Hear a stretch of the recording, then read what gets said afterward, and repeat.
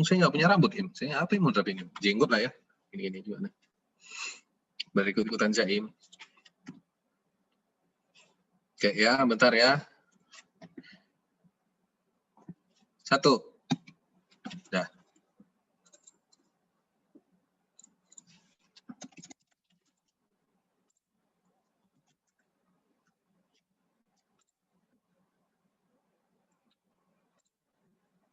Tanggal 7 ya.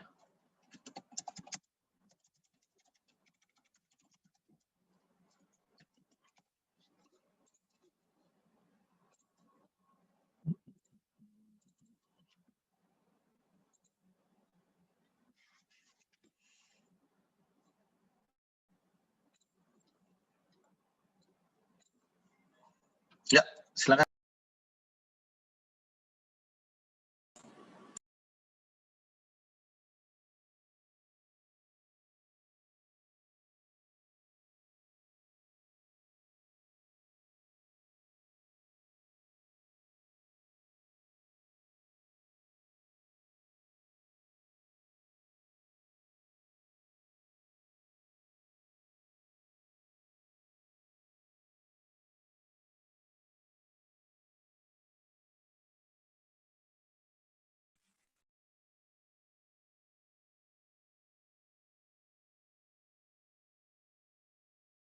Assalamualaikum warahmatullahi wabarakatuh. Selamat malam teman-teman semua. Perkenalkan, kami dari kelompok 2 akan mempresentasikan mengenai revaluasi aset tetap. Kelompok kami terdiri dari 5 orang. Yang pertama, Amalia Maharani, absen 4, Dinda Kusuma Hesti, absen 11, Elisa Vandwika, absen 12, saya sendiri, Raden Rara, absen 20, dan yang terakhir, Renanda Dewantara, absen 21. Lanjut. Poin-poin yang akan kita bicarakan pada malam hari ini itu terdapat 5 poin. Yang pertama, revaluasi aktiva tetap menurut akuntansi atau PSAK, revaluasi aktiva tetap menurut ketentuan perpajakan, yang ketiga metode revaluasi aktiva tetap, yang keempat prosedur revaluasi aktiva tetap, dan yang terakhir penyajian revaluasi aktiva tetap di laporan keuangan. Nah, masuk ke poin bahasan yang pertama ya teman-teman. Yang pertama itu revaluasi aktiva tetap, komersial, dan kewajiban perpajakan yang terkait. Lanjut. Nah, menurut pajak itu, revaluasi aktiva tetap itu menilai kembali namun objek pajak hanya selisih lebih, sedangkan penurunan nilai bukan pengurang pajak. Ini menurut PMK nomor 79 garing KMK.03 garing 2008 per 12 PJ 2009, dan yang terakhir itu menurut PMK 191 garing PMK 03 garing 2015. Nah, sedangkan menurut akuntansi sendiri itu penilaian kembali aset ke nilai wajar yang dapat menghasilkan nilai lebih tinggi atau lebih rendah, atau bisa dikatakan dalam arti lain yaitu penurunan nilai. Itu menurut PSAK 16 tentang aset tetap dan PSAK 13 mengenai properti investasi. Lanjut.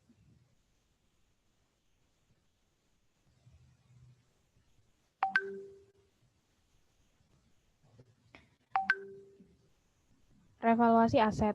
Nah, revaluasi ini untuk definisinya sendiri itu berasal dari revalue atau menilai kembali aset perusahaan menjadi nilai baru atau nilai terkini atau nilai yang lebih relevan. Nah, untuk proses revaluasi itu akan menghasilkan nilai baru atau nilai terkini yang sudah saya sebutkan. Nah, itu bisa sebagai kenaikan atau penurunan aset. Nah, ini bersifat netral ya teman-teman. Aset khususnya aset tetap atau properti investasi umumnya menggunakan cost model. Jadi harga perolehan itu dikurang dengan akumulasi depresiasi dan akumulasi penurunan nilai. Nah, entitas sebagian besar itu menggunakan cost model, teman-teman. Sering diartikan bahwa revaluasi akan menghasilkan nilai yang lebih tinggi, padahal revaluasi merupakan konsep netral. Jadi sebenarnya bukan kalau misalkan dia menghasilkan nilai yang lebih tinggi itu bukan berarti nanti kayak keuntungan atau ya lebih tinggi gitu. Jadi itu kayak cuma terlihat atau nilainya itu jadi terlihat lebih tinggi gitu. Padahal itu tuh netral, dapat menghasilkan nilai lebih tinggi atau lebih rendah. Lanjut. Nah, pengukuran setelah pengakuan awal.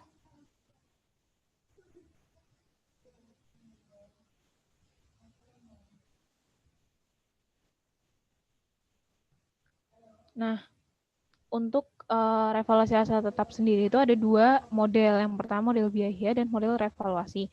Nah, aset tetap dicatat pada biaya perolehan dikurangi akumulasi penyusutan dan akumulasi rugi penurunan nilai itu untuk model biaya. Sedangkan untuk model revaluasi itu, aset tetap dicatat pada nilai wajar pada tanggal revaluasi dikurangi akumulasi penyusutan dan akumulasi rugi penurunan nilai yang terjadi setelah tanggal revaluasi. Nah, catatannya di sini kedua jenis model pengukuran tetap dilakukan penyusutan. Penyusutan aset dimulai pada saat, ini agak ketutupan ya.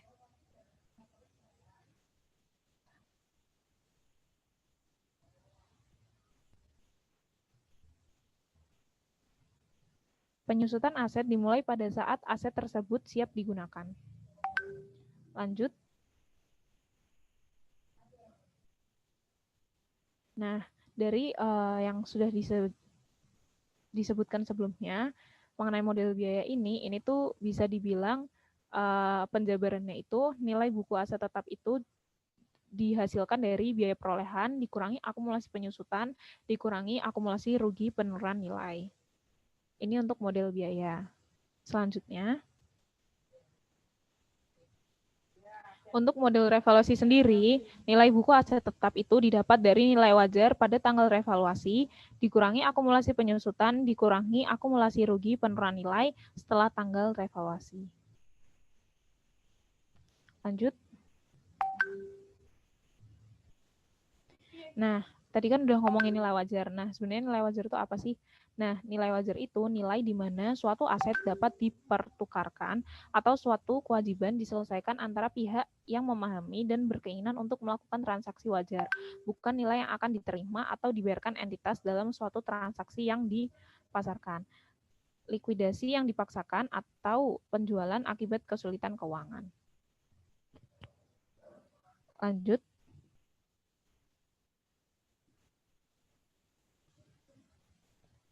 Nah, untuk hierarki penentuan nilai wajar sendiri itu yang pertama itu kuota harga di pasar aktif. Nah, kalau misalkan jika di pasar aktif itu tidak aktif, maka penggunaannya itu menggunakan teknik penilaian yang meliputi yang pertama, penggunaan transaksi-transaksi pasar wajar yang terkini antara pihak-pihak yang mengerti berkeinginan jika tersedia. Nah, yang kedua, referensi atas nilai wajar terkini dari instrumen lain yang secara substansial itu sama. Selanjutnya, yang ketiga, analisis arus kas yang diskonto. Dan yang terakhir, itu adalah model penetapan harga opsi. Lanjut. Metode revaluasi. Next.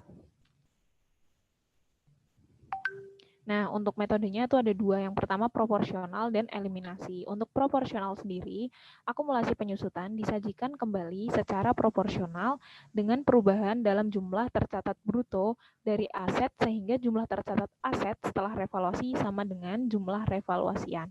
Nah, untuk metode eliminasi sendiri, akumulasi penyusutan dieliminasi terhadap jumlah tercatat bruto dari aset dan jumlah tercatat neto setelah dieliminasi disajikan kembali jumlah revaluasian dari aset tersebut. Next. Selanjutnya akan saya lanjutkan. Jadi selanjutnya membahas tentang pengakuan akibat revaluasi. Next. Jadi ada dua kemungkinan. Yang pertama meningkat atau menurun. Jadi untuk yang meningkat ini kenaikan diakui di pendapatan komprehensif lain atau OCI dan terakumulasi dalam ekuitas pada bagian surplus revaluasi. Lalu kenaikan juga bisa diakui di laba rugi hingga sebesar penurunan nilai aset yang sama akibat revaluasi yang pernah diakui sebelumnya dalam laba rugi. Jadi maksudnya misal tahun sebelumnya perusahaan ini belum pernah revaluasi. Lalu tahun ini mereka revaluasi dan mendapat surplus. Nah itu atas kenaikannya dimasukkan ke OCI. Tapi misalkan tahun sebelumnya perusahaan itu udah pernah revaluasi dan lalu ada kerugian, misal 40. Nah, surplusnya ini, surplus dari revaluasi tahun ini itu dimasukin ke laba rugi dan mengurangi yang 40 itu tadi. Nah, yang kedua menurun. Jadi penurunan diakui di pendapatan komprehensif lain atau OCI sepanjang tidak melebihi saldo surplus revaluasi aset tersebut. Lalu yang kedua penurunan diakui dalam laba rugi jika tidak terdapat saldo surplus revaluasi akibat revaluasi periode-periode sebelumnya. Jadi hampir sama kayak yang tadi ya. Misal tahun sebelumnya perusahaan ini belum pernah revaluasi. Lalu tahun ini mereka revaluasi dan terjadi penurunan. Nah, itu masuk ke laba rugi. Tetapi misalkan tahun kemarin mereka udah revaluasi, terus ada surplus. Nah, akibat dari penurunan tahun ini itu dimasukin ke OCI. Next.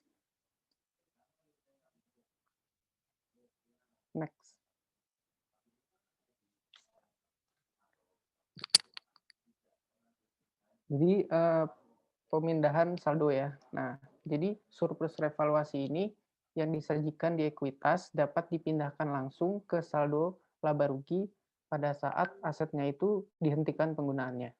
Next. Nah, selain itu, pemindahan saldo juga dapat dilakukan seiring dengan penggunaan aset tersebut. Nah, nilai yang dipindahkan itu adalah sebesar perbedaan penyusutan dengan revaluasian dan penyusutan dengan biaya perolehan. Atau bisa dikatakan nilai surplus revaluasi dibagi sisa manfaat ekonomis. Next.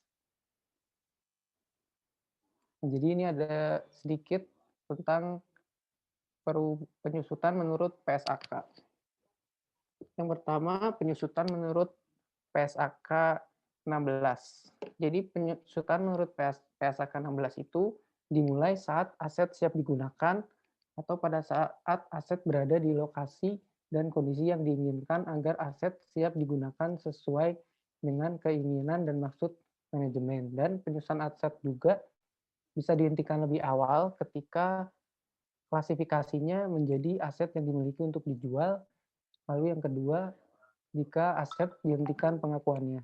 Lalu yang kedua, tanah dan bangunan diperlakukan sebagai aset yang terpisah meskipun tanah dan bangunannya diperoleh sekaligus. Lalu penyusutan menurut UU PPH, yang pertama penyusutan dimulai pada bulan dilakukannya pengeluaran, kecuali untuk harta yang masih dalam proses pengerjaan, yaitu dimulai saat pengerjaannya sudah selesai. Lalu yang kedua, wajib pajak diperkenankan melakukan penyusutan mulai pada bulan harta tersebut digunakan untuk 3M atau pada bulan harta tersebut mulai menghasilkan. Nah, ini tuh dengan catatan mendapat persetujuan dari Direktorat Jenderal Pajak. Lalu next. Nah, ini ada contoh kasusnya. Jadi PT XYZ itu punya bangunan yang dibeli tanggal 1 Januari 2019 dengan harga 2 miliar. Nah, masa manfaatnya itu 10 tahun dengan tanpa nilai sisa. Dan pada tanggal 31 Desember 2019, nilai wajar bangunannya adalah 2 miliar 40 juta. Perusahaan menggunakan metode garis lurus dalam melakukan penyusutan bangunan tersebut. Next. Nah, ini untuk metode yang pertama ya, yaitu cost model.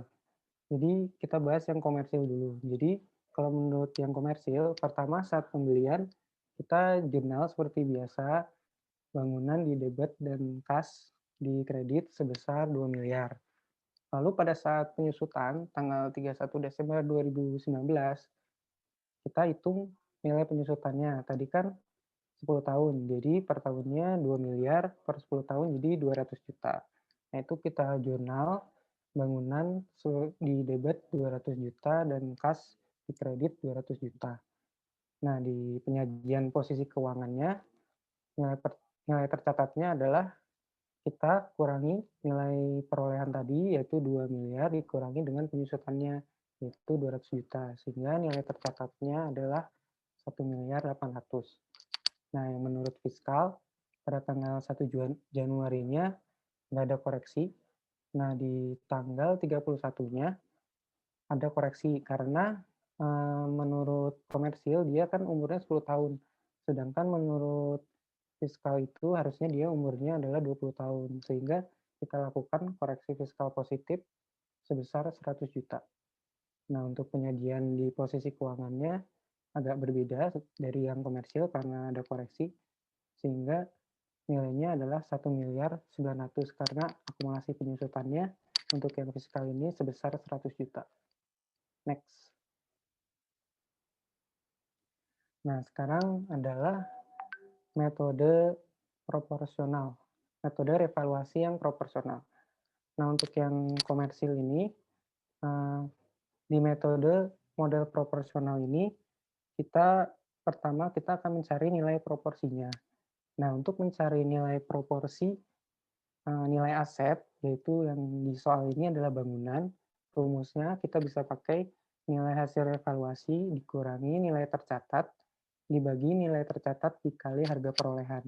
Nah, di soal ini, nilai hasil evaluasinya tadi adalah 2.040.000.000 dan nilai tercatatnya adalah 1.800.000.000. Jadi 2.040.000 tadi dikurangi 1.800.000.000 dibagi 1.800.000.000 dikali dengan harga perolehannya yaitu 2 miliar.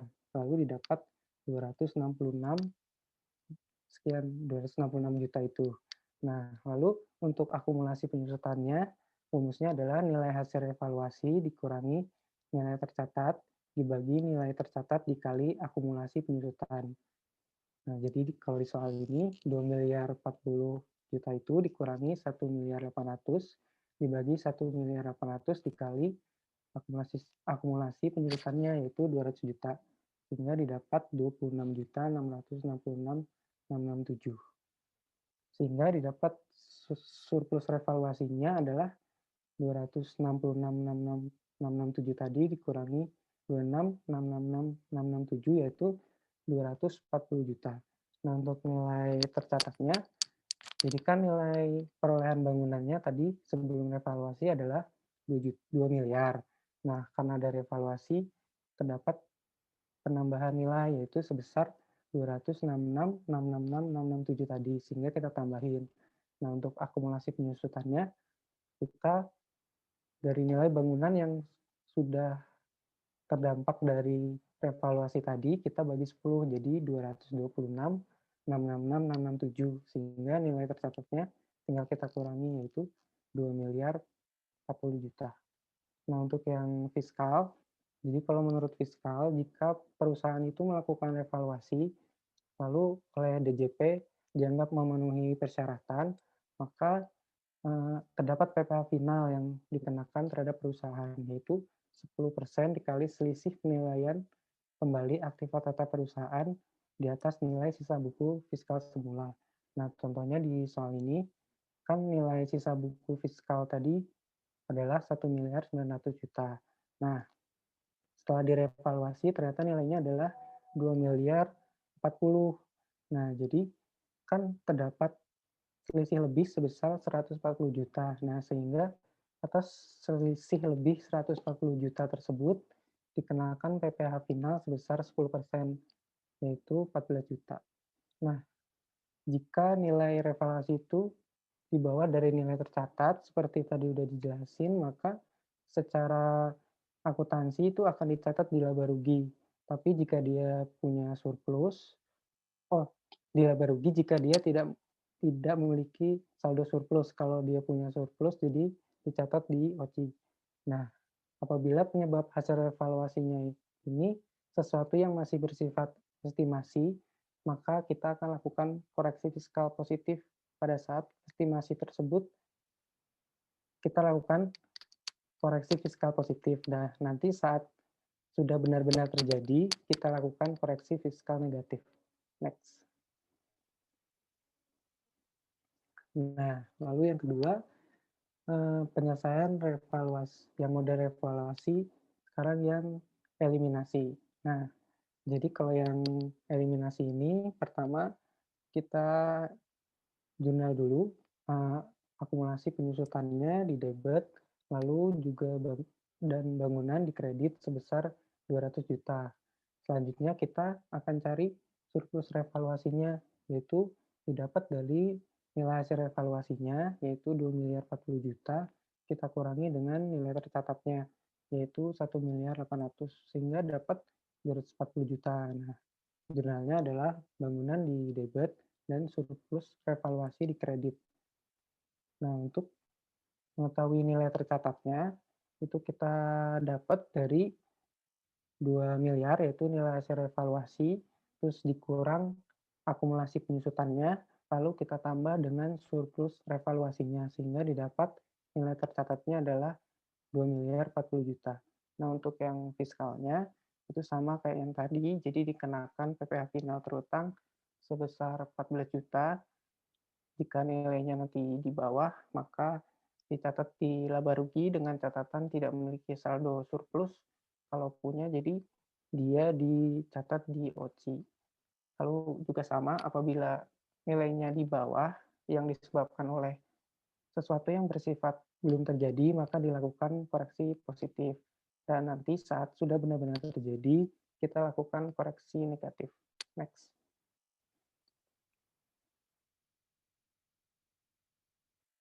Nah, sekarang adalah semisal ada kasus penjualan saham setelah entitas direvaluasi terlebih dahulu. Jadi misal ada perusahaan, asetnya 1.000, lalu ada modal di setor 300. Lalu setelah ada revaluasi, ternyata ada surplus sebesar 500.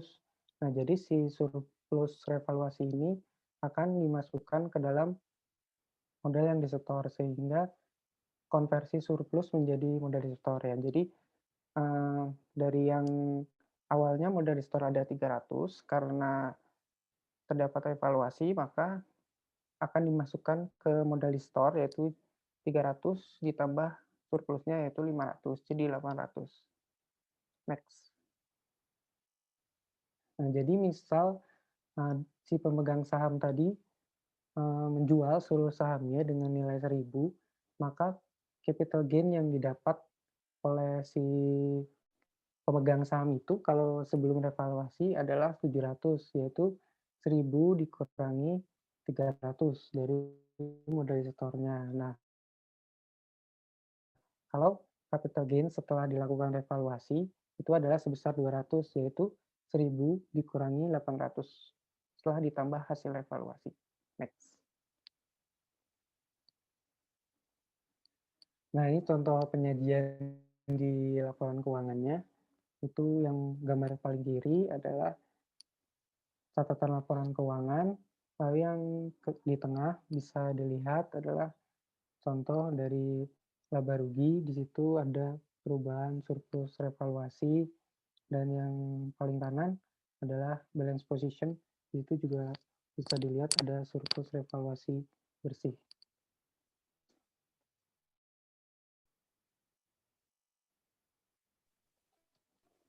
Baik, selanjutnya akan saya lanjutkan pemaparan materinya. Itu mengenai hal-hal yang perlu diperhatikan mengenai revaluasi aset tetap. Yang pertama adalah penurunan nilai aset tetap tidak boleh menjadi beban secara fiskal. Lalu yang kedua, kenaikan aset hasil revaluasi aset yang untuk tujuan perpajakan selama memenuhi ketentuan terutang PPh final dan nilai revaluasi. Hal yang perlu diperhatikan ketiga yaitu masa manfaat penyusutan yang berbeda antara fiskal dan komersil itu harus dilakukan koreksi fiskal. Kemudian yang keempat, karena ketentuan dimulainya penyusutan antara komersil dan fiskal itu berbeda, yaitu apabila waktu pengeluaran pembayaran aset berbeda dengan waktu aset telah siap untuk digunakan, maka akan ada koreksi fiskal. Next.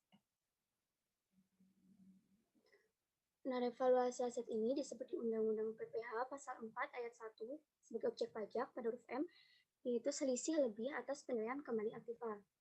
Nah, peraturan terkait itu ada PMK 79 tahun 2008 tentang penilaian kembali aktiva tetap perusahaan untuk tujuan perpajakan. Dan ada juga per 12 tahun 2009 tentang tata cara pengajuan permohonan dan pengadministrasian penilaian kembali aktiva tetap perusahaan untuk tujuan perpajakan. Next.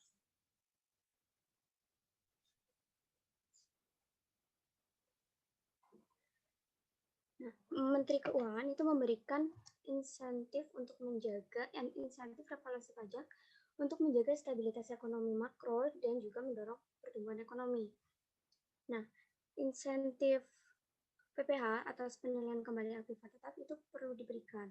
Ini tuh sebagai bagian dari paket kebijakan stimulus ekonomi kelima pada masa pemerintahan Joko Widodo, Presiden Joko Widodo.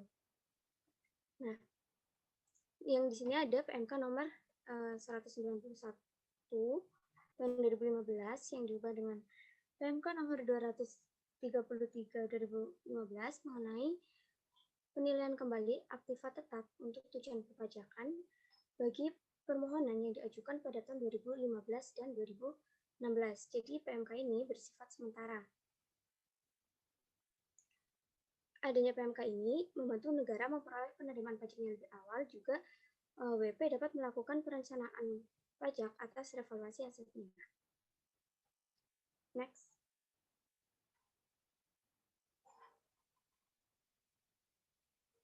Nah, tadi di awal disinggung ada PMK 79 yang mana 79 tahun 2000 PMK 79 yang mana ini tuh merupakan pengaturan lebih lanjut ketentuan Undang-Undang PPH, terus mengatur ketentuan umum mengenai revaluasi aset, dan juga sebagai peraturan pelaksana per 12 PJ 2009 yang tadi mengatur tentang tata cara pengajuan permohonan dan pengadministrasian penilaian kembali aktiva tetap perusahaan untuk tujuan perpajakan. Kemudian tadi juga disinggung PMK 191. Nah, ini tuh merupakan lanjutan dari PMK 233 tahun 2015 mengatur mengenai insentif pajak yang diberlakukan hanya pada tahun 2015 sampai 2016 saja. Next. Dan di sini ada manfaat adanya revaluasi pajak. Yang pertama adalah sebagai insentif perusahaan ketika menerbitkan obligasi atau IPO, itu ketika nilai ekuitas meningkat, maka nilai perusahaan pun bisa jadi lebih tinggi dan leverage pun jadi lebih tinggi.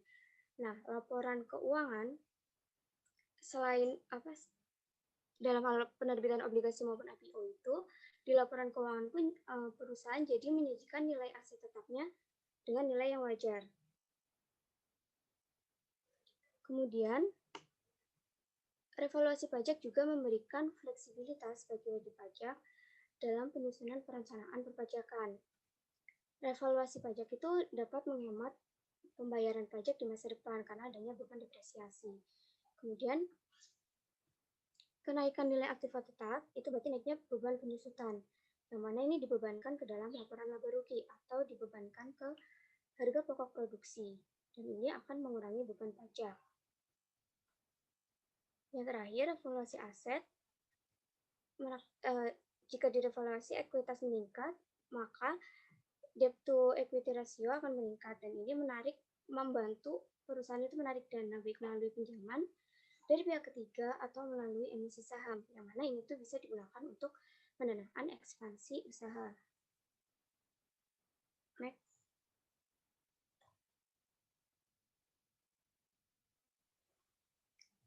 Nah, penawaran insentif revaluasi yang disebut back satu slide tadi sebentar, sorry, satu slide tadi sebelum ini.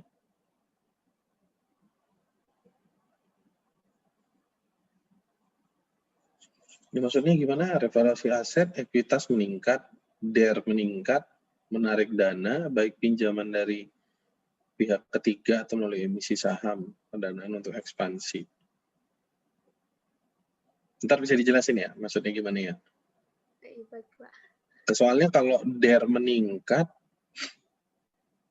ekuitasnya kan naik ya. DER itu kan debt to equity ratio kan. Iya. Total beban, total utang dibagi ekuitas. Kalau ekuitasnya naik, sementara debt-nya tetap, harusnya DER-nya turun, ya nggak? Iya nggak?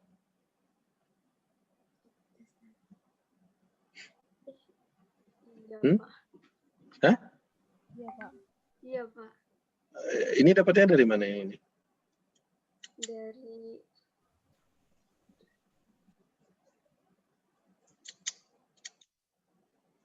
Ya nggak?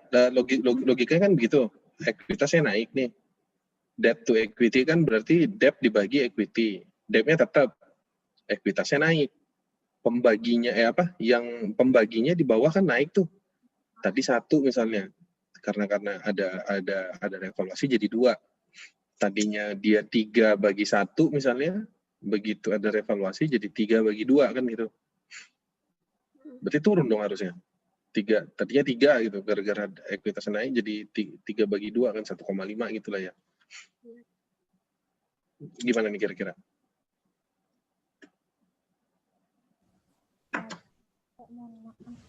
Ya, gimana? Maksud itu ini kan ekuitasnya meningkat. Nah, sedangkan berarti apa? DER-nya kan meningkat. Ini kan ekuitas meningkat, DER meningkat. Berarti kan harusnya debt-nya juga meningkat. Setelah itu menarik dana baik melalui pinjaman dari pihak ketiga atau melalui emisi saham. Mohon koreksinya Pak kalau salah. Gimana? Revaluasi aset, ekuitas naik. Ya, terus ya kan? Berarti kalau misalkan kenapa bisa DER meningkat sementara kan debt-nya tetap? Kan nggak ngurut tuh. Revaluasi aset, ekuitas naik. Kok tiba-tiba DER-nya naik? Kan yang naik cuma ekuitas kan? Debt-nya kan belum. Benar nggak?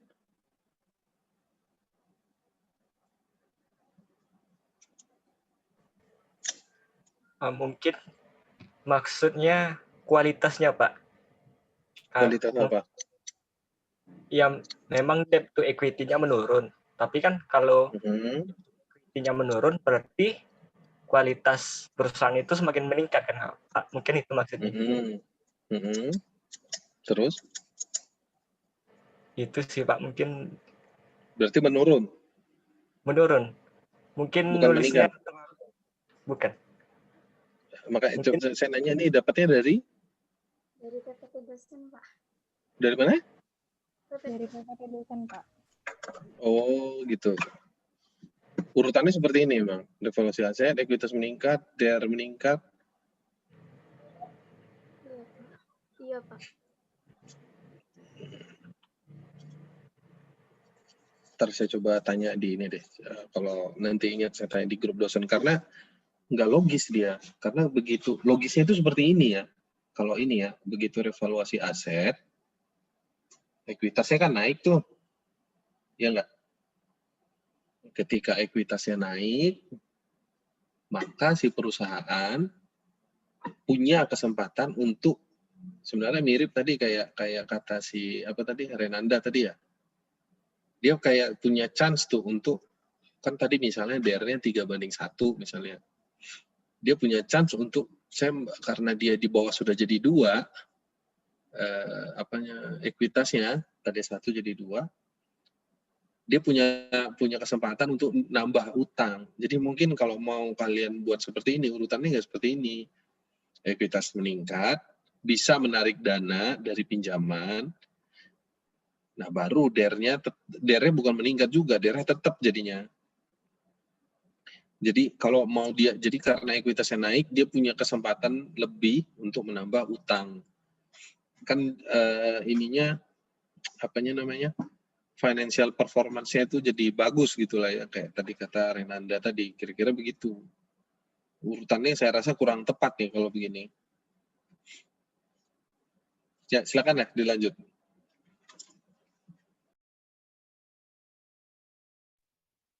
Next. Selanjutnya mengenai penawaran insentif yang disebutkan di PMK nomor 191 tahun 2015, di mana tarif normal revaluasi sesuai PMK 79 tentang penilaian kembali aktiva tetap itu kan 10%, sedangkan tarif insentif itu 3%, 4%, atau 6%. Kemudian manfaat pajak di masa yang akan datang karena penyusutan yang dapat dibiayakan menjadi lebih besar, yaitu menggunakan nilai setelah revaluasi. Insentif yang selanjutnya kita membayar di awal 3%, 4%, 6% seperti disebutkan tadi, tapi kita mendapat manfaat pajak melalui biaya penyusutan sebesar 25%, sehingga tax saving pembayaran pajak itu bisa sebesar 22%, 21%, dan 19%. atau 19%. Nah, selain itu pemegang saham juga dapat menikmati keuntungan karena atas selisih lebih revaluasi aktiva tetap yang dikonversikan menjadi saham bonus atau penambahan saham tanpa penyetoran itu tuh bukan objek pajak bagi pemegang saham. Tapi saham bonus selain dalam rangka revaluasi aktiva tetap itu merupakan objek pajak yang wajib dibayar pemegang saham. Next. Nah, ini contohnya ada entitas memiliki bangunan yang menurut pajak itu nilainya 0, namun masih digunakan untuk kegiatan operasi. Nah, entitas kemudian merevaluasi bangunan tersebut menghasilkan nilai baru sebesar 100 miliar berdasarkan hasil penilaian pada 25 Desember tahun 2016. Nah, entitas berarti akan membayar pajak sebesar 100 miliar tadi dikali 6%. 6% ini tarifnya yang diatur di PMK 191.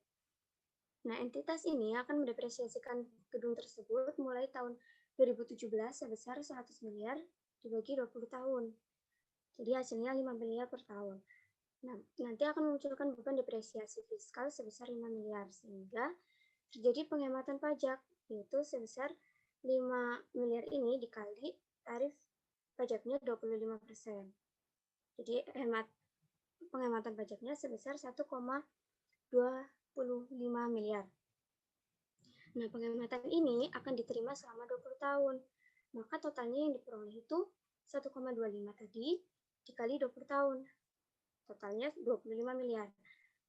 Nah, total penghematan arus kas sebesar 25 miliar ini dikurangi biaya pajaknya yang tadi 6 miliar di atas. Nah, jadi total penghematan arus kasnya menjadi 19 miliar. Seperti tadi disebutkan sebelumnya, itu hemat 19%. Nah, jika menggunakan ketentuan lama tarif pajak 10% itu penghematan yang diperoleh sebesar 15% dari nilai revaluasinya. Penghematan tersebut harus mempertimbangkan biaya appraisal. Nah, jika memperhitungkan time value of money-nya, misal suntikan bunga itu 10%, maka penghematan depresiasinya itu dihitung dengan rumus time value of money, bunganya 10% dengan masa 20 tahun, tadi yang beban depresiasinya per tahun 5 miliar itu menjadi 42,56 miliar. Nah, ini dikali tarif pajaknya 25%, maka menjadi 10,64 miliar. Nah, nilai tersebut dikurangi dengan pajak final, juga biaya appraisal.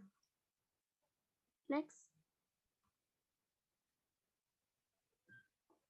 Nah, di sini akan dijelaskan ruang lingkup dari PMK 191. Wajib pajak yang melakukan penilaian kembali aktiva tetap untuk tujuan perpajakan itu mendapatkan perlakuan tarif khusus apabila permohonan diajukan antara 20 Oktober 2015 sampai 31 Desember 2016. Yang ketentuan tarifnya itu jika diajukan permohonannya pada 20 Oktober 2015 sampai 31 Desember 2015, maka tarif yang didapatkan itu 3%. Terus kalau 1 Januari 2016 sampai 30 Juni 2016, tarifnya 4%. Dan jika permohonannya diajukan 1 Juli 2016 sampai 31 Desember 2016, maka tarifnya 6%. Yang mana ini tuh dikenakan atas selisih lebih nilai aktiva tetap hasil penilaian kembali atau hasil perkiraan penilaian kembali oleh wajib pajak di atas nilai sisa buku fiskal semula. Ini hanya berlaku pada tahun 2015 dan 2016. Next. Nah, nilai aktiva tetap hasil penilaian kembali itu merupakan nilai aktiva tetap yang ditetapkan oleh kantor jasa penilai publik atau ahli penilai yang memperoleh izin dari pemerintah. Nilai aktiva tetap harus berdasarkan nilai pasar atau nilai wajar aktiva tetap yang berlaku pada saat penilaian kembali aktiva tetap. Kemudian, nilai aktiva tetap hasil perkiraan penilaian kembali oleh wajib pajak itu harus dilakukan penilaian kembali dan ditetapkan oleh KJJP atau ahli penilai yang juga memperoleh izin dari pemerintah, yang mana ada ketentuannya paling lambat itu 31 Desember 2016 untuk permohonan 20 Oktober 2015 sampai dengan 31 Desember 2015, kemudian paling lambat 31 Juni 2017 untuk permohonan yang diajukan tanggal 1 Januari 2016 sampai dengan 30 Juni 2016, dan yang terakhir 31 Desember 2017 untuk permohonan 1 Juli 2016 sampai 31 Desember 2016. Next. Nah, wajib pajak yang berhak mengajukan permohonan sesuai PMK 191 itu adalah wajib pajak badan dalam negeri, bentuk usaha tetap, WPOP yang melakukan pembukuan, termasuk juga wajib pajak yang menyelenggarakan pembukuan dalam bahasa Inggris dan satuan mata uang dolar Amerika Serikat. Juga wajib pajak yang masih berada dalam jangka waktu 5 tahun sejak dilakukannya penilaian kembali yang terakhir berdasarkan PMK 79 tahun 2008. Next.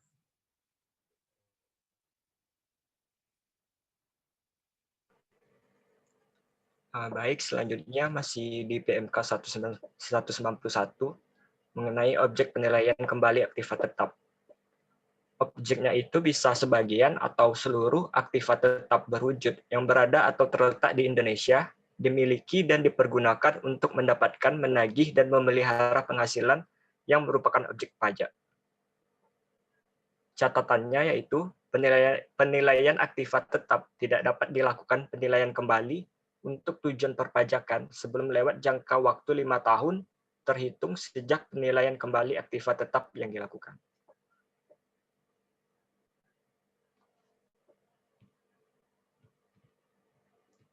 Lalu selanjutnya ada prosedur pengajuan permohonan. Yang pertama, wajib pajak mengajukan permohonan kepada DJP, lalu Kanwil DJP meneliti permohonan wajib pajak dan menerbitkan surat keputusan. Nah, jangka waktu Kanwil DJP untuk meneliti permohonan sampai menerbitkan surat keputusan itu adalah 30 hari sejak permohonan diterima secara lengkap. Terus ada syarat pengajuan permohonan bagi wajib pajak yang belum melakukan penilaian kembali aktiva tetap. Yang pertama, saat permohonan, yaitu ada surat permohonan, perkiraan nilai aktiva tetap, surat setoran pajak, dan daftar aktiva tetap yang akan dinilai kembali. Terus, ada saat pengajuan kelengkapan dokumen. Nah, ada surat setoran pajak lagi apabila terdapat pajak yang kurang bayar. Terus yang kedua ada laporan keuangan, ada fotokopi izin usaha KJPP atau ahli penilai, terus ada laporan penilaian kembali oleh KJPP atau ahli penilai, dan daftar aktiva tetap hasil penilaian kembali. Keputusan persetujuan penolakan pemberitahuan dianggap batal. Permohonan, apabila permohonan tidak lengkap, maka surat permohonan dianggap batal. Apabila tidak benar, maka diterbitkan surat keputusan penolakan. Apabila lengkap dan benar, barulah surat keputusan persetujuan diterbitkan. Terus, pelunasan PPh atas perkiraan penilaian kembali aktiva oleh wajib pajak. Apabila nilai penilaian kembali oleh KJPP atau ahli penilai itu lebih besar dari nilai perkiraan penilaian kembali WP, maka ada pajak yang kurang bayar, maka akan dilakukan pelunasan sesuai tarif tertentu dalam masa insentif, yaitu 3%, 4%, 6%, atau 10% yang telah disebutkan oleh teman saya tadi. Terus, apabila nilai penilaian kembali oleh KJPP atau ahli penilai kurang dari nilai perkiraan penilaian kembali WP, maka akan ada kelebihan pembayaran pajak yang seharusnya tidak terutang pajak. Lanjut, ada penyusutan atas penilaian kembali aktiva tetap. Ketentuan penyusutan fiskal yaitu sebagai berikut.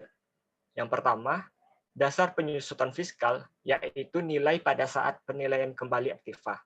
Yang kedua, masa manfaat fiskal, yaitu masa manfaat penuh sesuai kelompok aktiva tetap. Yang ketiga, mulai penyusutan fiskal, yaitu apabila penilaian kembali aktiva tetap dilakukan pada tahun 2015, itu penyusutannya dihitung mulai 1 Januari 2016. Apabila dilakukan pada tahun 2016 dan 2017, itu mulai penyusutannya adalah bulan dilakukannya penilaian kembali. Lanjut, ada pengalihan aset setelah penilaian kembali. Pengalihan aset setelah penilaian kembali. Dalam hal setelah memperoleh persetujuan, wajib pajak melakukan pengalihan aktiva tetap sebelum berakhirnya masa manfaat yang baru untuk aktiva kelompok 1 dan 2, dan yang kedua ada lewat jangka 10 tahun untuk aktiva kelompok 3 dan 4 dikenakan tambahan pajak penghasilan yang bersifat final dengan tarif sebesar tarif tertinggi pajak penghasilan yang berlaku pada saat penilaian kembali aktiva tetap dikurangi pajak yang sudah dibayarkan. Nah, tarif tertinggi di sini yaitu tarif sesuai pasal 17. Apabila OP itu 30% dan atau apabila badan itu sekarang 22%. Terus pengalihan aset ini boleh dilakukan apabila terdapat keadaan force majeure, keadaan luar biasa, atau terus yang kedua apabila restrukturisasi usaha, yang ketiga apabila ada kerusakan berat yang tidak dapat diperbaiki lagi. Ketentuan lainnya di PMK 191 ada 3. Yang pertama, selisih lebih penilaian kembali aktiva tetap wajib pajak di atas nilai sisa buku komersial semula setelah dikurangi dengan pajak penghasilan harus dibukukan dalam neraca komersial pada perkiraan modal dengan nama selisih lebih penilaian kembali aktiva tetap wajib pajak pada tanggal sekian. Yang kedua, pemberian saham bonus atau pencatatan tambahan nilai nominal saham tanpa penyetoran yang berasal dari kapitalisasi selisih lebih penilaian kembali aktiva tetap wajib pajak sampai dengan sebesar selisih lebih penilaian kembali aktiva tetap secara fiskal sebagaimana dimaksud dalam pasal 1 dan pasal 6 bukan merupakan objek pajak. Yang ketiga, dalam hal selisih lebih penilaian kembali secara fiskal lebih besar daripada selisih lebih penilaian kembali secara komersial, pemberian saham bonus atau pencatatan tambahan nilai nominal saham tanpa penyetoran bukan merupakan objek pajak, hanya sampai dengan sebesar selisih penilaian kembali aktiva tetap secara komersial. Nah, berikut ada hal-hal yang diubah dalam PMK 233 tahun 2015. Yang pertama itu ada penambahan penilaian kembali aktiva tetap dilakukan terhadap sebagian atau seluruh aktiva tetap yang berada atau terletak di Indonesia, dimiliki dan dipergunakan untuk mendapatkan, menagih, dan memelihara penghasilan yang merupakan objek pajak dan mempunyai manfaat lebih dari 1 tahun. Yang kedua, yaitu ada perubahan pengenaan pajak final tambahan saat pengalihan aktiva. Yang itu untuk kelompok pertama dan kedua, yaitu sebelum lewat 3 tahun, kelompok 3 dan 4 sebelum lewat 5 tahun, tanah dan atau bangunan yaitu sebelum lewat 1 tahun. Yang ketiga, selisih lebih penilaian kembali aktiva tetap harus dicatat dalam laporan keuangan wajib pajak. Yang keempat, penilaian kembali oleh BUMN atau BUMD, penetapan nilai aktiva tetap hasil penilaian kembali dapat dilakukan oleh penilai pemerintah di lingkungan Direktorat Jenderal Kekayaan Negara. Lalu persyaratan wajib pajak melakukan revaluasi. Yang pertama, memenuhi semua kewajiban pajak sampai dengan masa pajak terakhir sebelum revaluasi. Yang kedua, wajib pajak badan dan BUT, kecuali yang menyelenggarakan pembukuan dalam bahasa Inggris dan mata uang USD. Yang ketiga, Dirjen Pajak diberi wewenang menerbitkan surat keputusan penilaian kembali aktiva tetap atas permohonan wajib pajak. Yang keempat, mengajukan permohonan kepada Dirjen Pajak.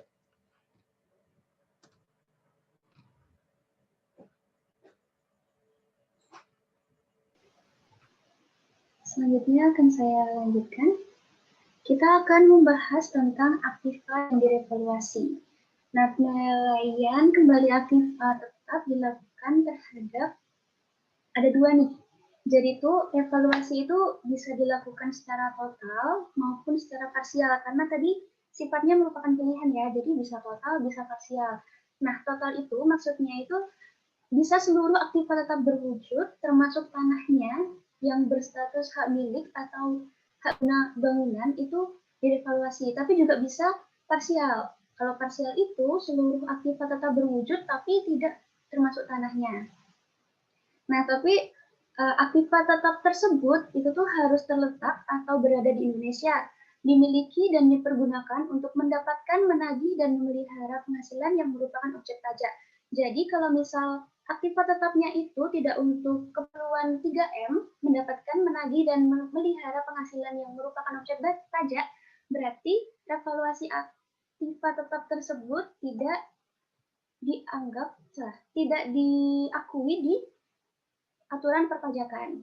Nah, selanjutnya, penilaian kembali aktiva tetap perusahaan tidak dapat dilakukan kembali sebelum jangka waktu 5 tahun sejak penilaian kembali aktiva tetap perusahaan terakhir sesuai PMK.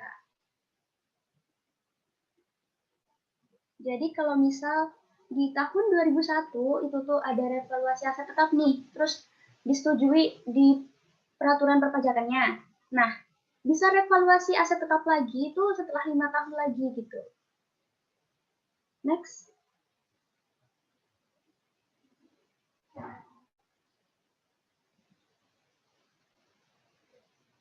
Nah, selanjutnya penilaian kembali aktiva tetap itu harus berdasarkan nilai pasar atau nilai wajar aktiva tetap tersebut yang berlaku pada saat penilaian kembali aktiva tetap yang ditetapkan oleh perusahaan jasa penilai atau ahli penilai yang memperoleh izin dari pemerintah.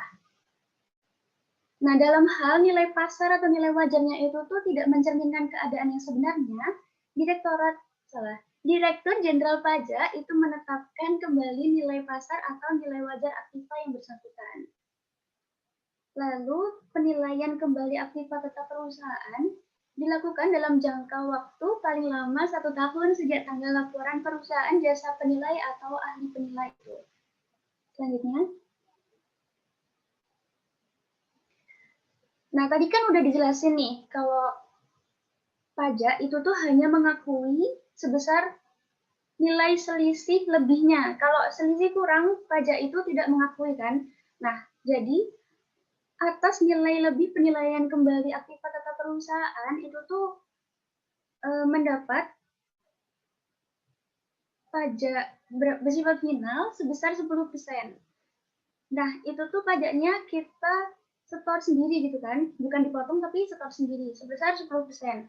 Nah, untuk pembayarannya apabila perusahaan itu dalam keadaan keuangan yang tidak memungkinkan untuk melunasi sekaligus, dia itu dapat mengajukan permohonan pembayaran secara angsuran paling lama 12 bulan sesuai dengan UU KUP.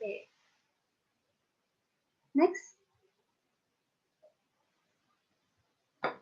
Selanjutnya kita akan membahas tentang ketentuan revaluasi.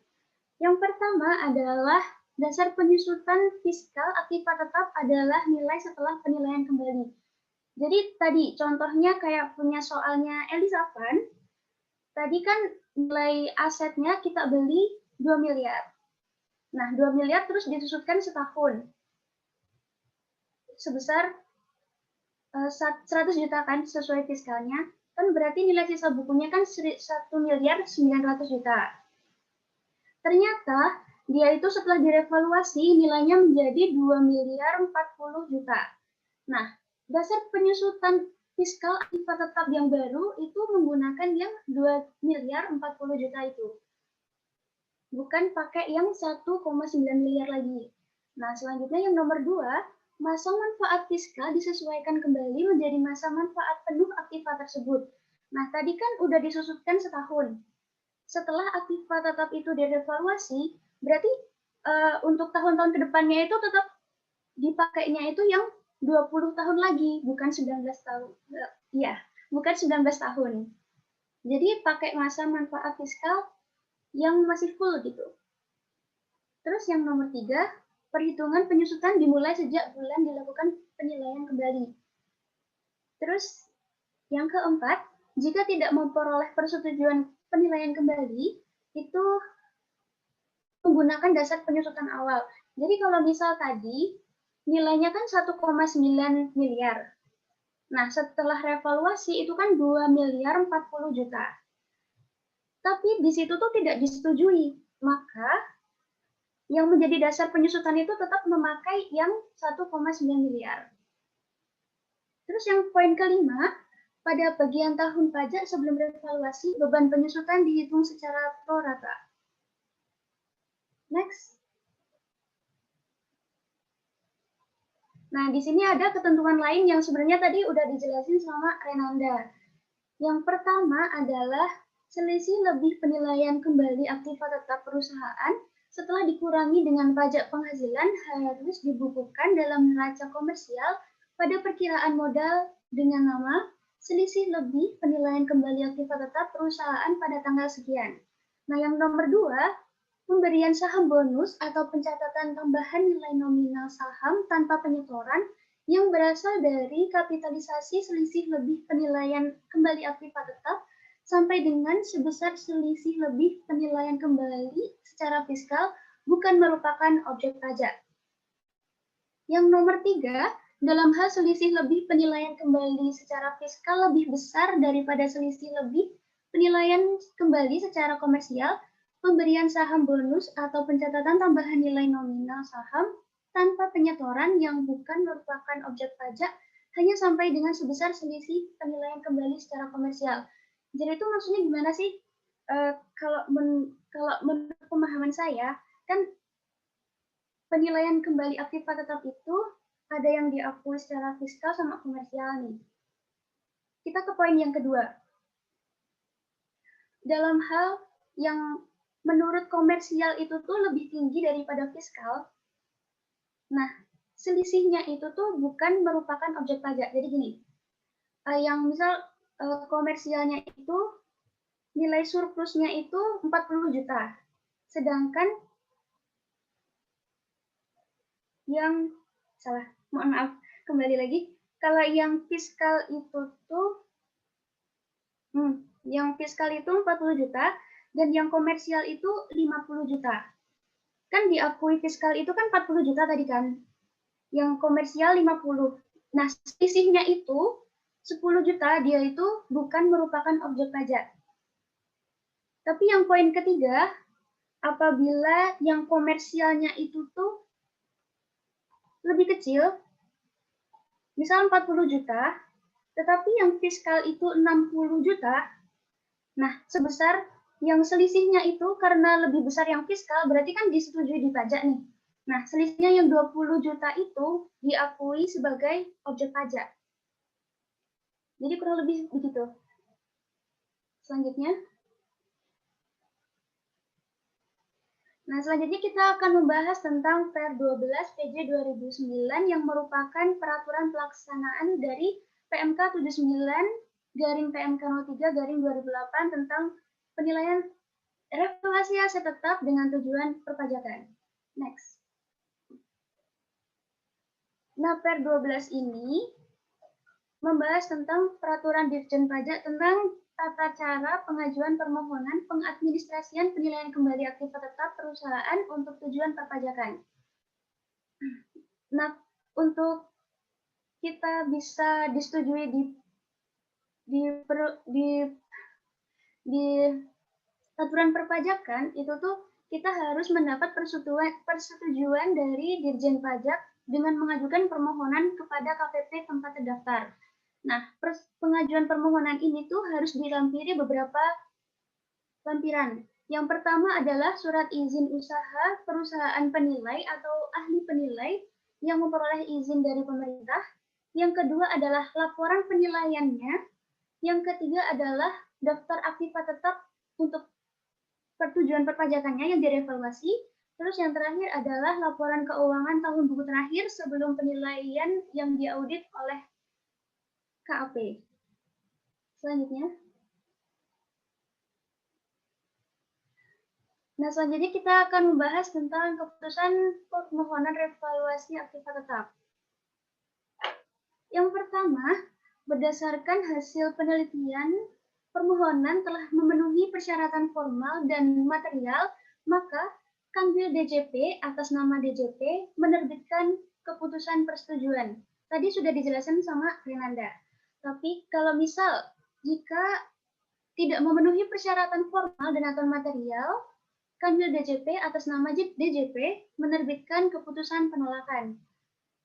Selanjutnya yang C, persetujuan diberikan dalam jangka waktu 30 hari lewat diterimanya permohonan. Nah, yang D, jika lebih dari 30 hari wajib jika lebih dari 30 hari itu tidak ada keputusan, maka Kanwil DJP atas nama DJP itu harus menerbitkan surat keputusan persetujuan paling lama 3 hari kerja setelah tanggal terakhir, berlaku dari tanggal akhir jangka waktunya. Next. Nah, sekarang kita membahas tentang pembayaran pajak. Tadi sebenarnya sudah dijelaskan ya. Nah, kalau misal ada revaluasi aset tetap, ada selisih lebihnya, maka dia dikenakan PPh final terutang atas selisih lebih penilaian kembali aktiva tetap sebesar 10% dan itu disetor sendiri.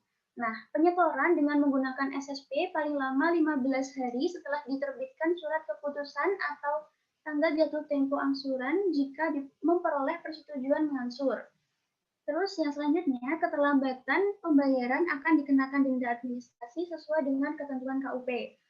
Yang selanjutnya, perusahaan dalam kondisi keuangan tidak memungkinkan dapat mengajukan permohonan angsuran paling lama 12 bulan kepada Kanwil DJP bersamaan dengan permohonan penilaian kembali aktiva tetap tersebut.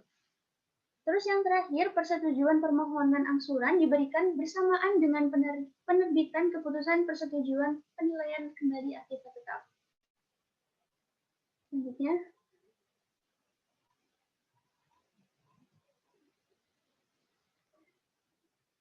Sekarang kita akan membahas tentang revaluasi aset tetap untuk tujuan pajak. Nah, karena untuk tujuan pajak, maka kita harus tunduk pada peraturan perpajakan. Nah, poin yang pertama adalah revaluasi aset tetap tidak dapat dilakukan kembali sebelum lewat jangka waktu 5 tahun, seperti yang dijelaskan tadi. Lalu, revaluasi dapat dilakukan untuk sebagian atau seluruh aset tetap, tadi sudah dijelaskan juga. Terus yang selanjutnya, masa manfaat aset tetap setelah direvaluasi disesuaikan kembali menjadi manfaat penuh untuk kelompok aset tersebut. Dan yang terakhir adalah dasar penyusutan aset tetap adalah nilai pada saat revaluasi aset tetap itu.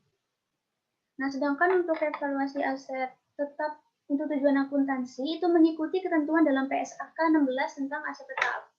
PSAK 16 itu menyatakan bahwa revaluasi aset tetap dilakukan dengan keteraturan yang cukup reguler untuk memastikan bahwa jumlah tercatat tidak berbeda secara material dengan jumlah yang ditentukan dengan menggunakan nilai wajar pada akhir periode pelaporan.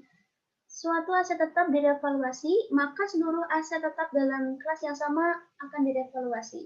Jadi itu kalau yang punya pajak itu harus dalam jangka waktu 5 tahun.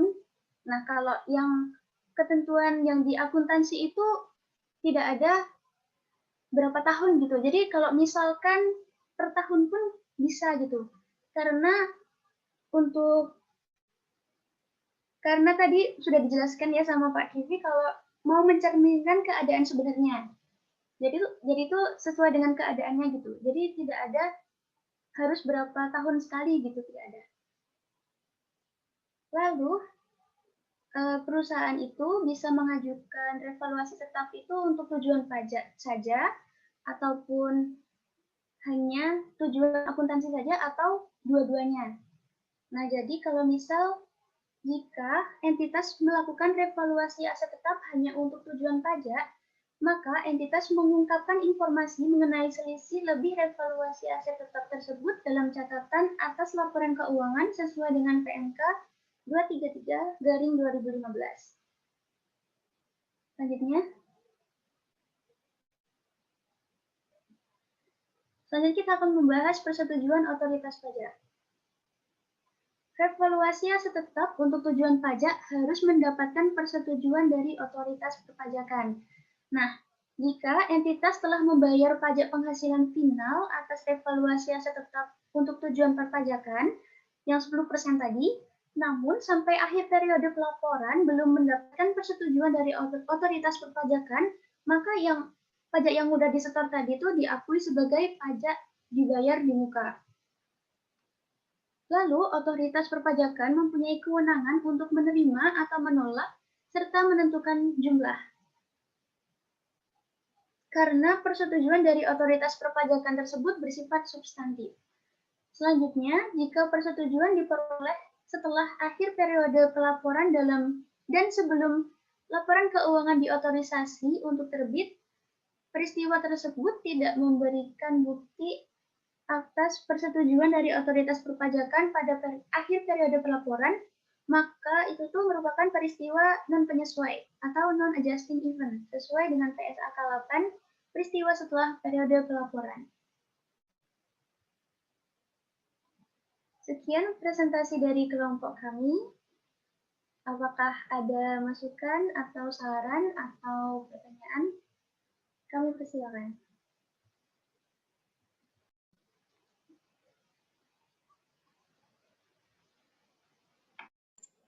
Oke, makasih banyak kelompok 2.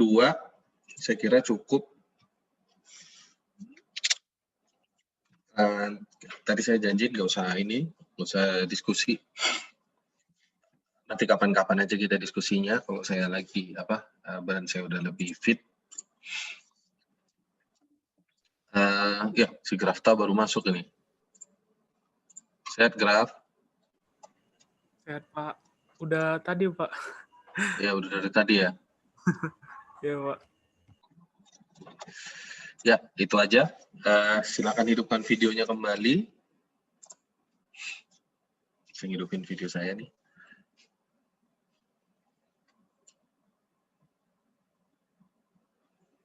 Yang nggak ngidupin berarti udah tidur. Benar, Pak. Oh iya, pada pakai jilbab ya. Zaim nggak pakai jilbab, Im?